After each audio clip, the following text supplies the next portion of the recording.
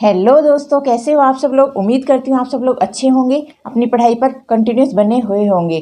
तो चलिए दोस्तों, आप लोगों की पढ़ाई को और जोर दिलवाती हूँ। आज मैं आप लोगों के सामने लाई हूँ अपनी कक्षा 5 का भाग 2। फ्रेंड्स, ये 2020 का एडिशन है। जो भी विद्यार्थी रीट लेवल फर्स्ट की तैयारी कर रहे हैं उनके लिए बेहद इंपॉर्टेंट है। आज यहाँ इस वीडियो में अपन करने वाले हैं इसके पर्यावरण अध्ययन के जो टॉपिक्स इसमें दिए हुए हैं उनको। देखिए फ्रेंड्स, आपको बता दूं ये 2020 का संस्करण मैं आप लोगों को करवा रही हूँ जो लेटेस्ट फिलहाल स्कूलों में चल रहा है। आपको इसको अच्छे से करके जाना है क्योंकि अपने सिलेबस में इंक्लूड किया गया है कि अपना जो पेपर बनने वाला है वो 2019-20 की ही पुस्तकों से बनने वाला है। तो फ्रेंड्स, एक भी टॉपिक आपको मिस नहीं करना है, पूरे टॉपिक्स आपको अच्छे से निकालने हैं अपनी नज़रों में से। तो चलिए मैं आप लोगों के सामने आज जो अपने पर्यावरण के टॉपिक्स हैं वो पहले दिखा देती हूँ। फिर आज अपन करेंगे अपना गंदा पानी फैलाए रोग और पानी से खेलें, ये अपन टॉपिक्स इसमें फिर आज करने वाले हैं। तो देखिए, अपने ये पर्यावरण अध्ययन के टॉपिक्स हैं। इससे पहले अपन अपने इसमें जो हिंदी के थे टॉपिक्स वो कर चुके हैं। जिसने नहीं देखे हैं वो चैनल की प्लेलिस्ट में जाकर वहाँ से इसको देख सकते हैं। इंग्लिश और मैथ का अपने को कोई करने की ज़रूरत है नहीं। अपने को अब पर्यावरण अध्ययन का एक एक टॉपिक आंखों में से निकालना है। तो चलिए फ्रेंड्स, आज का जो टॉपिक है अपना गंदा पानी फैलाए रोग, ये अपन कर लेते हैं। जिसमें पहला है अपना गंदा पानी फैलाए रोग। फ्रेंड्स, इसका पार्ट फर्स्ट भी अपन पूरा देख चुके हैं, तो ये इसका पार्ट सेकंड है। ये भी फटाफट नजरों में से निकाल लेते हैं। इंपॉर्टेंट है, क्वेश्चंस पुट अप हो सकते हैं यहाँ से, काफ़ी इंपॉर्टेंट है। तो चलिए शुरू करते हैं। देखिए कि हरि मोहन अपने गाँव में अपनी भेड़ें चराया करता था। तालाब पर वह अपनी भेड़ों को पानी पिलाने ले जाता था। उसी तालाब का पानी वह अपने पीने के लिए भी लेता था। तालाब के पानी को गांव के लोग खाना बनाने, नहाने, पशुओं को पिलाने आदि उपयोग में लेते थे। गांव का राधे अपनी भैंसों को नहलाने व पानी पिलाने भी उसी तालाब पर ले जाता था। गर्मी के दिनों में तालाब का पानी सूखने लग जाता था, वह कीचड़ बन जाता। इस बचे हुए थोड़े पानी से भी गांव के लोग पानी लाते थे। अधिकांश समय गांव के लोग बीमार ही रहते थे। तो फ्रेंड्स, ये तो एक जनरल सी बात बताई गई है कि अगर आप गंदे पानी का प्रयोग करोगे तो आप बीमार हो जाओगे। तो गंदा पानी नहीं पीना चाहिए, हमेशा साफ स्वच्छ पानी पीना चाहिए। ये जनरल सी बातें बताई हैं, बच्चों के लिए, आपके काम की नहीं है। ये बच्चों को सोचने के लिए बताया कि पानी में गड्ढे में जो भरा रहता है उसमें दुर्गंध क्यों आती है, नदी नहर जो बहता पानी उसमें क्यों नहीं आती। ये बच्चों की चीज़ है, आपके काम की नहीं है। आगे देखिए, हरि मोहन की बहन अलका को स्कूल के पीछे गड्ढे में पानी को ध्यान से देखने पर उसमें कीड़े दिखाई दिए। जो एक जगह पानी इकट्ठा हो जाता है उसमें कुछ समय पश्चात कीड़े बन जाते हैं। वो क्यों बनते हैं? तो देखिए, गंदे पानी पर बहुत से मच्छर भी उसने बैठे देखे। आसपास पौधों को छूने पर उनसे बहुत से मच्छर उड़ गए। अलका के घर के बाहर बहुत सुंदर बगीचा है, लेकिन शाम को वहां बैठकर खेल नहीं पाते क्योंकि मच्छर काट काट कर परेशान कर देते हैं। ये जनरल सी बातें हैं, कोई आपको यहाँ पर खास है नहीं। आगे देखिए, शिक्षक ने की सहायता से अपने आसपास के किसी गड्ढे में रुके हुए पानी को कांच की एक गिलास में सावधानी पूर्वक भरकर लाइए और देखिए कि उसमें क्या क्या है। फिर गड्ढे के पानी से भरे गिलास में, ये बच्चों की करने एक्टिविटीज आपके लिए बिल्कुल इंपॉर्टेंट नहीं है। आगे देखिए कि ठहरे हुए पानी में हमें छोटे छोटे जीव या कीड़े और पानी के ऊपर मच्छर दिखाई देते हैं। वहां वे अपने अंडे देते हैं। इन अंडों से लार्वा मच्छर के बच्चे निकलते हैं। लार्वा बड़े होकर मच्छर बन जाते हैं। ये आपको बताया गया है कि जो ठहरा हुआ पानी होता है उसमें मच्छर जो होते हैं वो अपना अंडा देते हैं। क्वेश्चन पूछ ले कि मच्छर है वो अपने अंडे कहाँ देते हैं, बहते पानी में, ठहरे हुए पानी में, साफ पानी में या गंदे पानी में। तो फ्रेंड्स, वो साफ पानी में भी देते हैं और ठहरे हुए पानी में देते हैं। ओके, आगे है, राधे का भाई मोहित रोज शाम को बगीचे में खेलता था। वहां मच्छर बहुत हैं। कल रात को उसे बहुत तेज ठंड लगी, बाद में तेज बुखार आ गया। एक बार तो उल्टी भी हुई और फिर खूब पसीना आया तथा शरीर का तापमान कम हो गया। उसके पिताजी उसे अस्पताल ले गए जहाँ खून की जांच की गई। डॉक्टर ने कहा मोहित को मलेरिया रोग है। देखिए, मलेरिया रोग के लक्षण यहाँ पर बताए गए हैं जो कि मच्छर के काटने से होता है। मच्छर भी कौन सा? मादा एनाफिलिस जो मच्छर होता है उसके काटने से मलेरिया रोग होता है। याद रखिएगा, नर के काटने से नहीं होता है, मादा एनाफिलिस मच्छर के काटने से मलेरिया रोग होता है। इसके लक्षण क्या है कि इसमें बहुत तेज ठंड लगती है और फिर बुखार आ जाता है, रात में उल्टियाँ भी हो जाती हैं। अपने एक ऐड भी आया करता था, आपको याद हो, उसमें भी ऐड में गाना गाकर बताया जाता है कि जाड़ा लगकर आए बुखार तो समझो मलेरिया का है प्रहार, सर्दी और उल्टी, सिर दर्द है इसकी निशानियां, डॉक्टरी सलाह और रक्त जांच से दूर होंगी परेशानियां। तो फ्रेंड्स, ये ऐड अपने मलेरिया का वैसे आता है तो आपको इसके लक्षण आराम से उस ऐड में भी पता चल जाते हैं। आराम से आपको याद रह सकता है कि इसके क्या क्या लक्षण हैं। तो फ्रेंड्स, उसको क्या था? मलेरिया था जो मादा एनाफिलिस मच्छर के काटने से होता है। ओके, आगे देखिए, मोहित को मलेरिया रोग क्यों हुआ? उसको मच्छर ने काट लिया इसलिए हुआ होगा। उसके लक्षण क्या क्या थे? तो ये ऊपर लक्षण बता रखे हैं। आगे देखिए, मलेरिया कौन से मच्छर के काटने से होता है? मैंने आपको बताया मादा एनाफिलिस मच्छर के काटने से ही मलेरिया होता है। देखिए, अब अपने को आगे यहाँ पर बता रखा है कि ये बच्चों की चीज़ें अपने काम की नहीं है, अपने काम की ये टेबल है, बहुत इंपॉर्टेंट है, बहुत ही ज़्यादा इंपॉर्टेंट है। फर्स्ट लेवल पर इसी में से क्वेश्चन निकल कर आएगा। 4 बीमारियां बता रखी हैं दूषित पानी से होने वाली, कौन कौन सी हैं। पहला है पीलिया। पीलिया दूषित जल एवं भोजन से होता है। इसके रोग के लक्षण क्या क्या हैं। ये सफ़ेद रंग की दस्त लगती है, मूत्र पीला आता है, आंखों और नाखून का पीला होना और उल्टियां होना। अपन पीलिया कहते हैं ना, जॉन्डिस। तो इसमें क्या क्या होता है, सफ़ेद रंग की तो दस्त आती है, बाकी हर एक चीज़ पीली हो जाती है, मूत्र पीला हो जाता है, आंखें भी पीली हो जाती हैं, नाखून भी पीले हो जाते हैं, उल्टियां होती हैं। सेकंड है अपना अतिसार। ये भी दूषित जल और भोजन से होता है। इसमें दिन में 4 या 5 से ज़्यादा बार दस्त होता है, पेट में मरोड़ आता है, जीभ और होंठ सूख जाते हैं, पेशाब कम आता है। नेक्स्ट है अपना कृमि रोग। ये भी दूषित जल एवं भोजन से होता है। इसमें भूख कम लगती है, चेहरे पर पीलापन, पेट में दर्द रहता है। फिर है पोलियो। ये भी दूषित जल एवं भोजन से होता है, जिसमें बुखार रहती है, सिर दर्द रहता है, जुखाम, उल्टियाँ, हाथ पैर में अकड़न, बाद में पैरों में भी लकवा हो जाता है। तो फ्रेंड्स ये चारों काफ़ी इंपॉर्टेंट है, गौर कीजिएगा इस पर, क्योंकि यहाँ से क्वेश्चन पुटअप हो जाएगा। दूषित जल एवं भोजन का इसमें बताया गया है अपने को ये 4 बीमारियाँ, ये लक्षण अच्छे से ध्यान रख लीजिएगा और ये किस कारण से फैलते हैं इसको भी ध्यान रख लीजिएगा। आगे देखिए दूषित जल और भोजन में, ये तो बच्चों के सोचने की चीज़ें हैं। आगे देखिए अपना कि दूषित पानी से अनेक रोग होते हैं। इन रोगों से बचने का एक ही उपाय है, पीने का पानी स्वच्छ हो। घरों में पानी को छानकर उबालकर स्वच्छ करते हैं। आजकल घरों में फिल्टर लगाकर भी पानी को साफ करते हैं। इसमें बता रखा है पानी को किस प्रकार से आप स्वच्छ कर सकते हैं, साफ कर सकते हैं। तो घरों में तो आजकल आरओ फिल्टर ये सब लग रहे हैं, तो लोग आजकल फिल्टर वाटर ही पीते हैं, उससे अपना पानी जो है वो स्वच्छ रहता है। इसके अलावा आप उसको छानकर और उबाल कर भी पियेंगे तो भी पानी जो है वो स्वच्छ हो जाएगा। देखिए यहाँ पर कितनी इंपॉर्टेंट बात बताई गई है कि गंदे पानी पर एनाफिलीज मच्छर पनपते हैं। जो मादा एनाफिलीज मच्छर है जो मलेरिया के लिए जिम्मेदार है, वो किस पर पनपती है, वो गंदे पानी पर पनपती है। तो देखिए मादा एनाफिलीज मच्छर मलेरिया फैलाती है। इसी प्रकार एक जो एडीज मच्छर है जिससे डेंगू फैलता है, मादा एडीज मच्छर, इससे क्या होता है, डेंगू फैलता है। ये कहाँ पनपता है, ये साफ पानी पर पनपता है। याद रखिएगा कि जो डेंगू का जो रोग कारक है, जो डेंगू की रोग कारक है मादा एडीज, वो तो पनपेगी साफ पानी पर, और जो मलेरिया की रोग कारक है वो पनपेगी गंदे पानी पर। ओके, काफ़ी इंपॉर्टेंट है, पूछ सकते हैं, तो याद रखिएगा। ये अपना यहाँ पर चैप्टर कंप्लीट होता है। देखिए हमने क्या क्या सीखा है इस चैप्टर में। हमने सीखा है कि ठहरे हुए पानी में मच्छर पनपते हैं, इन मच्छरों के काटने से मलेरिया और डेंगू होता है। हमें अपने आसपास गंदे पानी को इकट्ठा नहीं होने देना चाहिए। दूषित जल व भोजन से अनेक प्रकार के रोग होते हैं। ओके, ये इंपॉर्टेंट था फ्रेंड्स। इसमें ये 2 ही चीज़ें इंपॉर्टेंट है पूरे चैप्टर में। एक तो ये टेबल में ये 4 जो आपके डिजीज दे रखी हैं दूषित जल से होने वाली ये, और इसके अलावा ये जो आपके नीचे 2 लाइन दी गई हैं ये। बाकी पूरे चैप्टर में कुछ आउटकम नहीं निकलता है, आपको इन 2 चीज़ों को अच्छे से याद कर लेना है, ये ज़्यादा इसमें इंपॉर्टेंट है बस। नेक्स्ट देखिए अपना सेकंड चैप्टर देख लेते हैं, पानी से खेलने। अब पानी से खेलने में क्या क्या है, तो देखिए वैसे जनरल सी बातें दी गई है कि पानी की 3 अवस्थाएं होती हैं। वो मतलब बर्फ़ ठोस में भी है, वो द्रव में भी है, और वो गैसीय अवस्था में भी पाया जाता है। देखिए अपने है 1 गिलास पानी में 1 चम्मच चीनी डालकर हिलाने से यह चीनी पानी में घुल जाती है। अब यह हमें पानी में अलग से दिखाई नहीं देती है। उस पानी को चखने पर वह मीठा लगता है। आओ देखें कौन कौन सी चीज़ें चीनी की तरह पानी में घुल जाती हैं। 3 गिलास लीजिए, तीनों को पानी में आधा आधा भर दीजिए।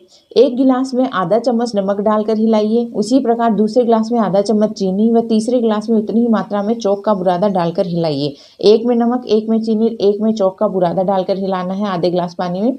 कुछ देर गिलास को स्थिर रखने दें। बाद में देखिए तीनों गिलास में क्या दिखाई देता है। नीचे दी गई तालिका कॉपी में बनाइए। बच्चों को बताया गया है उनका एक्सपेरिमेंट कि वो क्या देखते हैं।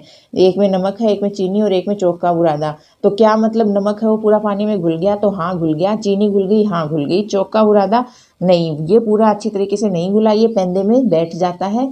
तो इससे अपन ने क्या सीखा, तो देखिए आगे बता रखा है कि आपने देखा कि नमक व चीनी पानी में घुल जाते हैं जबकि चौक का बुरादा पानी में नहीं घुलता और कुछ समय बाद गिलास के तल में बैठ जाता है। आप अपने घर पर कुछ और चीज़ें लेकर देखें जैसे मिट्टी, गुड़, चूना, हल्दी, मिर्ची, केरोसिन, मोम आदि। कौन सी चीज़ पानी में घुल जाती है और कौन सी नहीं। अपनी कॉपी में तालिका बनाकर लिखिए। बच्चों की एक्टिविटी है, जनरल सी बातें हैं, कोई ज़्यादा वो नहीं है। 1 रेत भरे गिलास में अगर हम पानी डालें तो वह रेत में समा जाएगा। रेत के कणों के बीच में जगह होती है और पानी उसमें समा जाता है। ठीक इसी प्रकार जल के कणों के शक्कर के कण घुल कर समा जाते हैं, लेकिन मिट्टी, चौक आदि के कण भीग तो जाते हैं पर पानी में घुलते नहीं हैं। ये कणों के बारे में बताया गया कि कौन से कण हैं वो उसमें पानी में घुल जाते हैं, कौन से नहीं घुलते हैं। तो देखिए यहाँ तक कुछ भी इंपॉर्टेंट नहीं निकला है अभी तक। जल्दी घुलना, देर से घुलना। दूध पीते हुए कई बार आपने देखा होगा कि चीनी नीचे ही रह जाती है, ऐसा क्यों होता है? करके देखिए। कांच के 2 गिलासों में बराबर मात्रा में पानी लीजिए, दोनों में एक एक चम्मच चीनी डालकर 1 गिलास के पानी को चम्मच से हिलाइए व दूसरे गिलास के पानी को बिना हिलाए ही रखिए। थोड़ी देर बाद दोनों गिलासों को देखिए। इसमें आपको देखकर लिखना है कि आपने क्या देखा उसको। तो पानी को हिलाने से कणों की गतिशीलता बढ़ जाती है, अपने को पता है, जिससे घुलन क्रिया तेज हो जाती है। अगर बस यूं ही डालकर छोड़ देंगे तो वो घुलेगा नहीं, काफ़ी टाइम लेगा। और अगर आप उसको अपने हाथों से उसकी गति बढ़ा देंगे उस द्रव की, तो वो जल्दी घुल जाएगा। इसके अलावा तापमान बढ़ाने पर भी जो घुलनशीलता है वो बढ़ती है। तो इससे क्या होता है, घुलन की क्रिया तेज हो जाती है। बस यही इसमें बताया गया है, कोई ज़्यादा इंपॉर्टेंट नहीं है, जनरल बात है।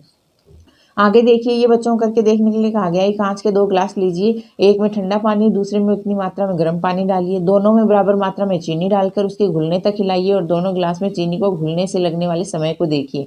वही बात है, एक तो आप उसकी गतिशीलता बढ़ाएंगे पदार्थ की तो जो है घुलनशीलता बढ़ जाती है, दूसरा इसमें यहाँ पर तापमान बढ़ाने से भी घुलनशीलता बढ़ जाती है, वही यहाँ पर बताया गया है।